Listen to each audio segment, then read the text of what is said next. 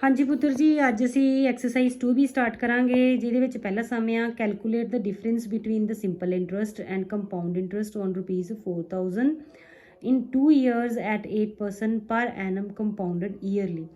ਇਹ ਸਮ ਇਹਦੇ ਨਾਲ ਦਾ ਅਸੀਂ ਪਿਛਲੀ ਐਕਸਰਸਾਈਜ਼ 'ਚ ਵੀ ਕੀਤਾ ਸੀਗਾ, ਸਮ ਨੰਬਰ 9, ਜੇ ਤੁਹਾਨੂੰ ਯਾਦ ਹੋਵੇ ਤਾਂ। ਪਰ ਇਹਦੇ ਵਿੱਚ ਅਸੀਂ ਸਮ ਨੂੰ ਦੋ ਤਰੀਕੇ ਨਾਲ ਸੋਲਵ ਕਰਨਾ। ਇੱਕ ਤੇ ਅਸੀਂ ਸਿੰਪਲ ਇੰਟਰਸਟ ਫਾਰਮੂਲਾ ਲਗਾਉਣਾ ਆ, ਸਿੰਪਲ ਇੰਟਰਸਟ ਕੱਢਣਾ 2 ਈਅਰ ਦੇ ਨਾਲ, ਤੇ ਇੱਕ ਅਸੀਂ ਕੰਪਾਊਂਡ ਇੰਟਰਸਟ ਕੱਢਣਾ ਆ with the help of simple interest formula. ਆ ਮੈਂ ਐਕਸਰਸਾਈਜ਼ ਇੱਥੇ ਸਮ ਥੋੜਾ ਜਿਹਾ ਲਿਖਿਆ ਹੋਇਆ ਵਾ ਕਿ ਪ੍ਰਿੰਸੀਪਲ 4000 ਦਿੱਤਾ ਆ, ਟਾਈਮ 2 ਈਅਰ ਦਿੱਤਾ ਹੈ, ਤੇ ਰੇਟ ਆਫ ਇੰਟਰਸਟ 8% ਦਿੱਤਾ ਹੈ। ਪਹਿਲਾਂ ਸਿੰਪਲ ਇੰਟਰਸਟ ਸੋਲਵ ਕਰਨ ਵਾਸਤੇ ਅਸੀਂ ਜਿਹੜਾ ਫਾਰਮੂਲਾ ਹੁੰਦਾ ਹੈ ਸਿੰਪਲ ਇੰਟਰਸਟ ਦਾ PRT/100 ਉਹ ਲਗਾ ਕੇ ਸਾਰੀਆਂ ਵੈਲਿਊਜ਼ ਫਿਲ ਕਰਕੇ ਅਸੀਂ ਕੈਲਕੂਲੇਟ ਕਰ ਲਿਆ ਆ। ਸਿੰਪਲ ਇੰਟਰਸਟ ਕਿੰਨਾ ਆ ਗਿਆ 640। ਹੁਣ ਅਸੀਂ ਕੰਪਾਊਂਡ ਇੰਟਰਸਟ ਕੈਲਕੂਲੇਟ ਕਰਨਾ ਆ। ਕੰਪਾਊਂਡ ਇੰਟਰਸਟ ਦੇ ਵਿੱਚ ਫਾਰਮੂਲਾ ਸਿੰਪਲ ਇੰਟਰਸਟ ਵਾਲਾ ਹੀ ਲੱਗਣਾ ਆ, ਬਟ 2 ਟਾਈਮਸ ਲੱਗਣਾ ਆ ਕਿਉਂਕਿ ਟਾਈਮ 2 ਈਅਰਸ ਦਿੱਤਾ ਆ। ਇਹਦੇ ਵਿੱਚ ਅਸੀਂ S1 ਤੇ S2 ਕੈਲਕੂਲੇਟ ਕੀਤਾ ਆ। ਇਹ ਤੁਹਾਨੂੰ ਆਲਰੇਡੀ ਪਤਾ ਆ ਵੀ ਕਿਵੇਂ ਕੈਲਕੂਲੇਟ ਕਰੀਦਾ ਆ। ਇਹ ਸਿਰਫ ਮੈਂ ਸੋਲਿਊਸ਼ਨ ਮਾੜਾ ਜਿਹਾ ਦੱਸਿਆ ਆ ਕਿ ਕਿਵੇਂ ਕਰਨਾ ਆ ਕੈਲਕੂਲੇਟ। ਤੇ ਐਂਡ ਦੇ ਉੱਪਰ ਜਿਹੜਾ ਤੁਹਾਡਾ ਕੰਪਾਊਂਡ ਇੰਟਰਸਟ ਉਹ ਕੀ ਆ ਜਾਣਾ ਆ, SI1 + SI2 ਮੀਨਸ 320 + 345.26। ਇਹ ਟੋਟਲ ਮਿਲਾ ਕੇ ਆ ਜਾਏਗਾ 665.6। ਤੇ ਅਸੀਂ ਇਹਨਾਂ ਦਾ ਡਿਫਰੈਂਸ ਕੱਢਣਾ ਆ। ਤੇ ਡਿਫਰੈਂਸ ਕੀ ਆ, compound interest minus simple interest. ਇਹ ਵਾਲਾ ਜਿਹੜਾ ਆ ਸਾਡਾ ਕੰਪਾਊਂਡ ਇੰਟਰਸਟ ਆਇਆ ਹੈ, ਇਹ ਵਾਲਾ ਸਾਡਾ ਕੰਪਾਊਂਡ ਇੰਟਰਸਟ ਆ, ਇਹ ਕੰਪਾਊਂਡ ਇੰਟਰਸਟ ਆ, ਤੇ ਇਹ ਵਾਲਾ ਸਾਡਾ ਜਿਹੜਾ ਸਿੰਪਲ ਇੰਟਰਸਟ ਆ। ਕੰਪਾਊਂਡ ਇੰਟਰਸਟ ਵਿੱਚੋਂ ਸਿੰਪਲ ਇੰਟਰਸਟ ਮਾਈਨਸ ਕਰ ਦਾਂਗੇ ਤੇ ਸਾਡਾ ਆਨਸਰ ਆ ਜਾਏਗਾ।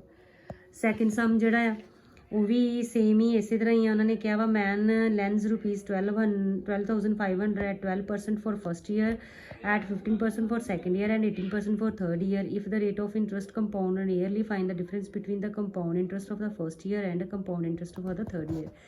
ਇਹ ਵੀ ਸੇਮ ਹੀ ਉਸੇ ਤਰ੍ਹਾਂ SI1 SI2 ਤੇ SI3 ਕੈਲਕੂਲੇਟ ਕਰਨਾ ਆ। SI1 4 ਦੀ ਵੈਲਿਊ 12, SI2 4 ਦੀ ਵੈਲਿਊ 15, SI3 4 ਦੀ ਵੈਲਿਊ 18। ਤੇ ਜਿਹੜਾ ਤੁਹਾਡਾ SI1 ਆਉਣਾ ਆ, ਤੁਸੀਂ ਕਹਿੰਦੇ ਤੇ ਕੀ ਕਿਹਾ ਉਹਨਾਂ ਨੇ, find the difference between compound interest of first year and compound interest of third year. ਜਿਹੜਾ SI1 ਅਤੇ SI3 ਆ ਉਹਨਾਂ ਦੋਵਾਂ ਦਾ ਡਿਫਰੈਂਸ ਤੁਸੀਂ ਕੈਲਕੂਲੇਟ ਕਰ ਦੇਣਾ ਆ। ਨੰਬਰ 3 ਆ ਸਮ ਨੰਬਰ 3 ਦੇ ਵਿੱਚ ਉਹਨਾਂ ਨੇ ਕਿਹਾ ਆ, a sum of money is lent at 8% per annum compound interest if the interest for the second year exceed than for the first year by 96। Find the sum of money. ਇਹਦੇ ਵਿੱਚ sum of money ਅਸੀਂ find ਕਰਨੀ ਆ। Sum of money ਹੁੰਦੀ principal ਅਸੀਂ find ਕਰਨਾ ਆ। Rate of interest ਸਾਨੂੰ 8% ਦਿੱਤਾ ਆ, ਤੇ ਟਾਈਮ ਸਾਨੂੰ ਉਹਨਾਂ ਨੇ ਆ ਦੇਖੋ ਸੈਕਿੰਡ ਈਅਰ ਕਿਹਾ ਆ, ਮਤਲਬ ਕਿ interest for the second year exceed that for the first year. ਮਤਲਬ ਕਿ ਸੈਕਿੰਡ ਈਅਰ ਦਾ ਜਿਹੜਾ ਇੰਟਰਸਟ ਆ ਨਾ SI2 ਜਿਹੜਾ ਆ ਉਹ ਫਸਟ ਈਅਰ ਤੋਂ ਮਤਲਬ SI1 ਤੋਂ 96 ਰੁਪੀਜ਼ ਜ਼ਿਆਦਾ ਆ। ਮਤਲਬ SI2 minus SI1 is equal to 96। ਦੋਨਾਂ ਇੰਟਰਸਟ ਦਾ ਜਿਹੜਾ ਡਿਫਰੈਂਸ ਆ ਉਹ ਕਿੰਨਾ ਆ, 96 ਆ। ਤੇ ਇਹਦੇ ਵਿੱਚ ਅਸੀਂ ਪ੍ਰਿੰਸੀਪਲ X ਲੈ ਲਵਾਂਗੇ। ਆ ਦੇਖੋ ਸੋਲਵ ਕੀਤਾ ਮੈਂ, ਇੱਥੇ ਪ੍ਰਿੰਸੀਪਲ X ਲੈ ਲਿਆ, ਟਾਈਮ R 8%, ਟਾਈਮ 2%। SI1 ਕੱਢਿਆ, SI1 ਸਾਡਾ ਆ ਗਿਆ X ਦੇ ਵਿੱਚ ਆਉਣਾ ਹੈ ਸਾਰਾ ਸਮ 8x/100। ਇਹ ਆ ਗਿਆ compound interest for first year. ਤੇ ਹੁਣ ਅਗਲੇ ਸਾਲ ਦਾ ਅਮਾਊਂਟ ਕੱਢਣ ਵਾਸਤੇ ਅਸੀਂ P + SI1 ਕੱਢਿਆ, X + 8x/100। ਇਹਦੇ ਵਿੱਚ X ਦਾ ਡਿਨੋਮੀਨੇਟਰ ਸੇਮ ਕਰਨ ਵਾਸਤੇ 100 ਨਾਲ ਮਲਟੀਪਲਾਈ ਤੇ 100 ਨਾਲ ਡਿਵਾਈਡ ਕਰ ਦਿੱਤਾ। ਇਹ ਆ ਗਿਆ 108x/100। SI2 ਕੱਢਣ ਵਾਸਤੇ ਇਹ ਜਿਹੜਾ ਤੁਹਾਡਾ ਪਿਛਲਾ A1 ਆ ਇਹਨੂੰ ਅਸੀਂ P ਲਵਾਂਗੇ, ਮਲਟੀਪਲਾਈ 8 × 1/100। ਇਹਨੂੰ ਸੋਲਵ ਕਰਕੇ ਆ ਜਾਏਗਾ 864/10,000। ਇਹ ਕੀ ਆ, compound interest for second year. ਤੇ ਸਟੇਟਮੈਂਟ ਵਿੱਚ ਉਹਨਾਂ ਨੇ ਕਿਹਾ ਆ ਕਿ ਸੈਕਿੰਡ ਈਅਰ ਦਾ ਜਿਹੜਾ ਇੰਟਰਸਟ ਆ ਉਹ ਫਸਟ ਈਅਰ ਦੇ ਇੰਟਰਸਟ ਤੋਂ 96 ਜ਼ਿਆਦਾ ਆ। ਮਤਲਬ compound interest for the second year minus compound interest for the first year is equal to 96। ਤੇ ਦੋਨਾਂ ਜਿਹੜੇ ਕੰਪਾਊਂਡ ਇੰਟਰਸਟ ਨੇ ਉਹਨਾਂ ਨੂੰ ਮਾਈਨਸ ਕਰਕੇ 96 ਦੇ ਇਕੁਅਲ ਕਰਤਾ। ਇਹਦਾ ਡਿਨੋਮੀਨੇਟਰ ਸੇਮ ਕਰਨ ਲਈ ਇਹਨੂੰ 100 ਨਾਲ ਮਲਟੀਪਲਾਈ ਤੇ 100 ਨਾਲ ਡਿਵਾਈਡ ਕਰ ਦਿੱਤਾ। ਤੇ 864 ਚੋਂ 800 ਮਾਈਨਸ ਕੀਤੇ। ਇਹ ਤੁਹਾਨੂੰ ਅੱਗੇ ਸੋਲਵ ਕਰਨਾ ਆਉਂਦਾ ਹੀ ਆ। ਸੋਲਵ ਕਰਕੇ ਸਾਡਾ ਆ ਗਿਆ 15,000। ਮਤਲਬ ਪ੍ਰਿੰਸੀਪਲ ਕਿੰਨਾ ਸੀਗਾ, 15,000। ਉਸ ਤੋਂ ਬਾਅਦ ਜੋ ਨੈਕਸਟ ਸਮ ਆ ਫੋਰਥ ਜਿਹੜਾ ਸਮ ਆ ਉਹ ਤੁਹਾਨੂੰ ਈਜ਼ੀਲੀ ਪਤਾ ਲੱਗ ਜਾਣਾ ਆ। ਬਸ ਉਹਦੇ ਵਿੱਚ ਸਮ ਨੰਬਰ 5 ਜਿਹੜਾ ਮੈਂ ਕਰੂੰਗੀ ਉਹਦੇ ਨਾਲ ਤੁਹਾਨੂੰ 4 ਸਮ ਪਤਾ ਲੱਗ ਜਾਏਗਾ ਕਿ 4 ਕਿਸ ਤਰ੍ਹਾਂ ਕਰਨਾ ਆ। A man borrowed ₹5,000 at 12% compound interest payable every 6 months। 4th ਤੇ 5th ਦੇ ਵਿੱਚ ਡਿਫਰੈਂਸ ਆ ਕਿ ਇਹਦੇ ਵਿੱਚ ਪੇਬਲ ਐਟ 6 ਮੰਥ ਆ, ਮਤਲਬ ਕਿ ਰੇਟ ਆਫ ਇੰਟਰਸਟ ਨੂੰ ਅਸੀਂ ਹਾਫ ਕਰਨਾ ਆ। ਇਹਦੇ ਵਿੱਚ ਕੰਪਾਊਂਡਡ ਈਅਰਲੀ ਆ। ਇਹਦੇ ਵਿੱਚ ਜਿਹੜਾ ਰੇਟ ਆਫ ਇੰਟਰਸਟ ਦਿੱਤਾ 5% ਉਹ 5% ਹੀ ਰਹਿਣਾ ਵਾ, ਕੋਈ ਚੇਂਜ ਨਹੀਂ ਆਉਣਾ। ਬਸ ਸਮ ਇਸੇ ਤਰੀਕੇ ਨਾਲ ਹੀ ਕਰਨਾ ਜਿਵੇਂ ਅਸੀਂ ਫਾਈਂਡ ਕਰਨਾ ਹੈ। ਪਰ ਨਾਲ ਉਹਨਾਂ ਨੇ ਇਹ ਵੀ ਕਿਹਾ ਆ ਕਿ ਜਿਹੜਾ ਐਵਰੀ ਈਅਰ ਦੇ ਐਂਡ ਦੇ ਉੱਪਰ ਜਿਹੜਾ ਅਮਾਊਂਟ ਬਣਦਾ ਆ ਉਹਦੇ ਹਰ ਸਾਲ ਦੇ ਐਂਡ ਦੇ ਵਿੱਚ ਉਹ 1800 ਰੁਪੀਜ਼ ਉਹਨੂੰ ਵਾਪਸ ਕਰ ਦਿੰਦਾ ਆ। ਮਤਲਬ ਹਰ 6 ਮੰਥ ਬਾਅਦ ਉਹਨੂੰ 1800 ਰੁਪੀਜ਼ ਵਾਪਸ ਕਰ ਦਿੰਦਾ ਆ। ਤੇ 18 ਮਹੀਨੇ ਬਾਅਦ ਮਤਲਬ ਕਿ 3 ਵਾਰ ਪੈਸੇ ਦੇਣ ਤੋਂ ਬਾਅਦ ਚੋਂ ਉਹ ਸਾਰਾ ਕਿੰਨੇ ਮਤਲਬ ਕਿ ਐਂਡ ਤੇ ਕਿੰਨਾ ਪੈਸਾ ਬਚੇਗਾ ਜਿਹੜਾ ਲਾਸਟ ਇੰਸਟਾਲਮੈਂਟ 'ਚ ਉਹਨੂੰ ਕਲੀਅਰ ਕਰਨਾ ਪਏਗਾ। ਇਹਦੇ ਵਿੱਚ ਕਰਨਾ ਆ ਸਮ, ਦੇਖੋ ਜੀ ਮੈਂ ਕੱਢਿਆ ਆ। ਪ੍ਰਿੰਸੀਪਲ ਸਾਡਾ ਆ ਗਿਆ 5000 ਆਰ 12%। ਇਹਦੇ 'ਚ ਟਾਈਮ ਉਹਨਾਂ ਨੇ 18 ਮੰਥ ਦਿੱਤਾ, ਮਤਲਬ ਕਿ ਹਾਫ ਈਅਰਲੀ ਕਿਹਾ ਆ, ਤੇ ਤਾਂ ਕਰਕੇ ਰੇਟ ਆਫ ਇੰਟਰਸਟ ਨੂੰ ਮੈਂ ਇੱਥੇ ਹੀ ਹਾਫ ਕਰ ਦਿੱਤਾ। ਜਿੱਥੇ ਹਾਫ ਈਅਰਲੀ ਕਿਹਾ ਹੋਏ ਉੱਥੇ ਰੇਟ ਆਫ ਇੰਟਰਸਟ ਨੂੰ ਪਹਿਲਾਂ ਹੀ 2 ਨਾਲ ਡਿਵਾਈਡ ਕਰਕੇ 6 ਕਰ ਲਓ। ਫਿਰ SI1 ਕੱਢਿਆ ਆ। ਇਹਦੇ 'ਚ ਫਾਰਮੂਲਾ 3 ਵਾਰ ਲੱਗਣਾ ਕਿਉਂਕਿ 18 ਮੰਥਸ ਨੂੰ ਆਪਾਂ 3111 ਮਤਲਬ 6 ਮੰਥ ਤੇ 6 ਮੰਥ 3 ਵਾਰ 'ਚ ਕਰ ਸਕਦੇ ਹਾਂ।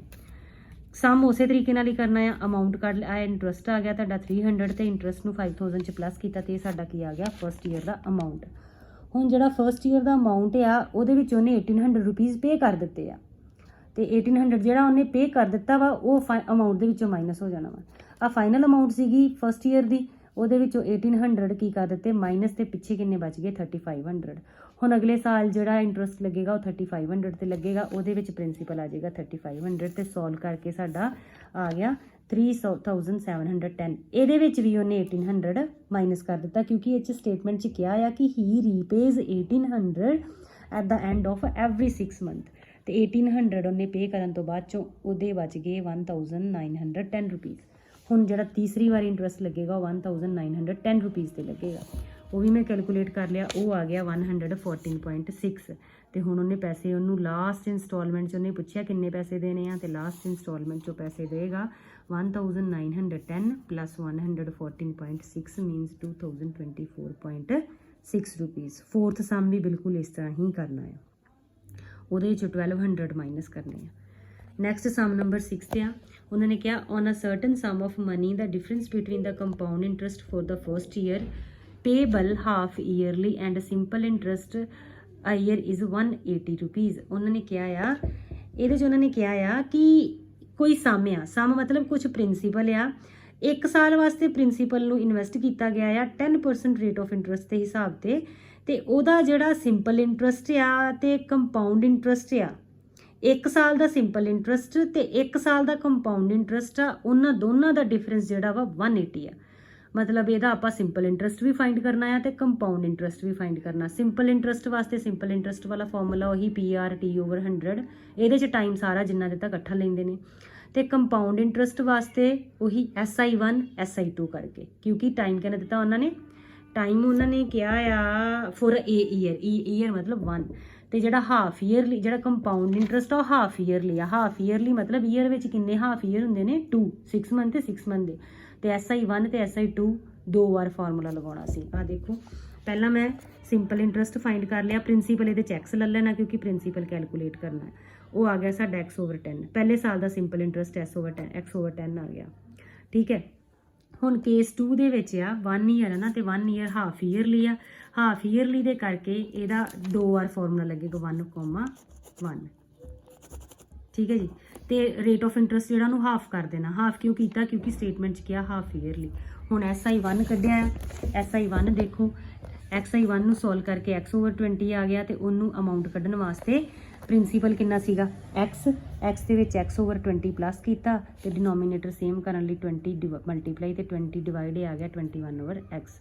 ਹੁਣ ਅਗਲੀ ਵਾਰੀ ਜਦੋਂ SI2 ਕੱਢਣਾ ਆ ਉਦੋਂ 21/21 x/20 ਜਿਹੜਾ ਤੁਹਾਡਾ ਪ੍ਰਿੰਸੀਪਲ ਹੋਣਾ ਵਾ, ਉਹਨੂੰ ਸੋਲਵ ਕਰਕੇ ਆ ਗਿਆ 21 x/400। ਹੁਣ ਆ ਤੁਹਾਡਾ ਦੋਨੇ ਜਿਹੜੇ SI1 ਕੰਪਾਊਂਡ ਇੰਟਰਸਟ ਕੀ ਹੁੰਦਾ ਆ, SI1 ਪਲੱਸ SI2, ਦੋਨਾਂ ਨੂੰ ਜਿਹੜੇ SI1 ਤੇ SI2 ਆਏ ਸੀਗੇ ਉਹਨਾਂ ਨੂੰ ਅਸੀਂ ਪਲੱਸ ਕਰ ਲਿਆ।